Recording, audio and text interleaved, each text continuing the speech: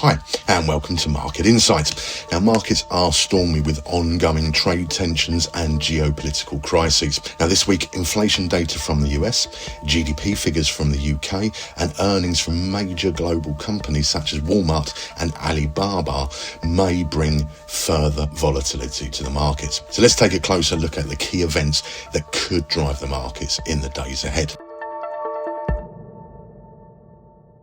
Now, first up, on the 13th of May at 3:30 p.m. GMT +3, all eyes will be on the US inflation report. Now, not much has changed since we last discussed inflation pressures in the US. In April, President Donald Trump declared Liberation Day, but suspended for 90 days the planned tariff hikes, ranging from 11% to 50% on imports from 57 countries. Obviously, countries such as China were removed from that pause. That month, there were no major developments in global trade talks that could calm markets. Now, while analysis continued to highlight tariff risks, there's still little clarity on policy direction. Lots of talks about agreements and talks ongoing, but no real clarity. This ongoing uncertainty means the upcoming inflation report could trigger renewed market volatility. In March, headline CPI declined by 0.1% month on month, pushing the annual rate down to 2.4%. Core CPI also moderated to a 2.8% annual rate. That was the lowest since March 2021. That surprise drop temporarily weakened the US dollar, but the effect faded quickly. Will inflation continue to ease, or could this be the calm before another storm? Markets are on edge ahead of the release, so expect some heightened volatility across USD pairs.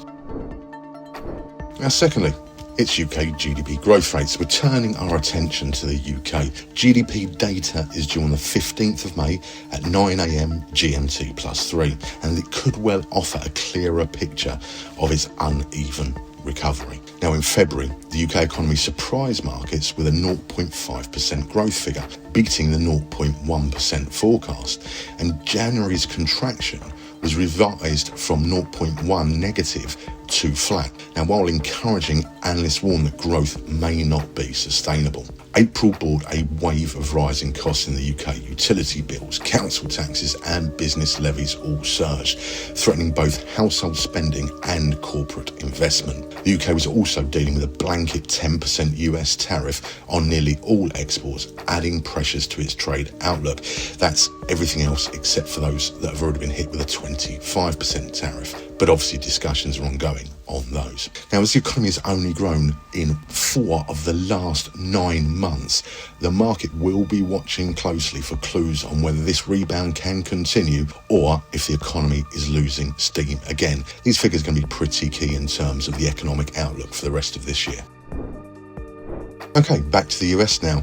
The producer price index will be released the same day as the UK GDP. That's the 15th of May, but at 3:30 p.m. GMT +3. March data showed wholesale prices fell by 0.4%, bringing annual PPI down to 2.7% from 3.2%. Economists had expected a monthly increase of 0.2% and a yearly rise to 3.3%. Now, the weaker print signalled that inflationary pressures may not be building at the wholesale level, at least not yet. Now, recession fears played a role in the latest inflation figures.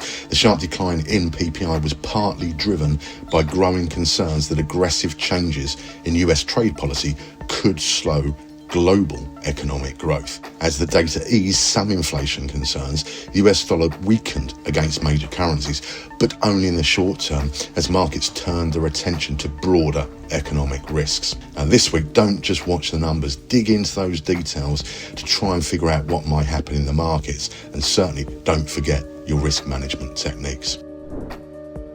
Okay, and finally this week we're going to take a look at some corporate earnings. Into the economic data, markets will be looking at earnings from 2 major companies in particular, Walmart and Alibaba. Both will report their results before the market opens on the 15th of May. Now, here's what analysts are expecting. Walmart earnings per share of 58 cents. That's down 3.3% from last year, with revenue of $165.87 billion US dollars. That's up 2.7%. For Alibaba, earnings per share expectation is $1.48. That's an increase of 5.9% 6.7% from last year, with revenue of $38.08 billion up 7.6%. Now, these earnings reports can move the markets, obviously.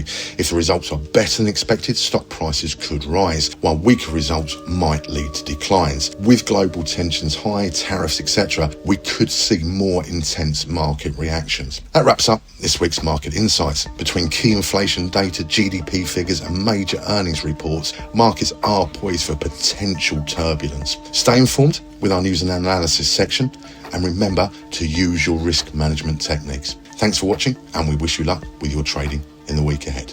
Bye for now.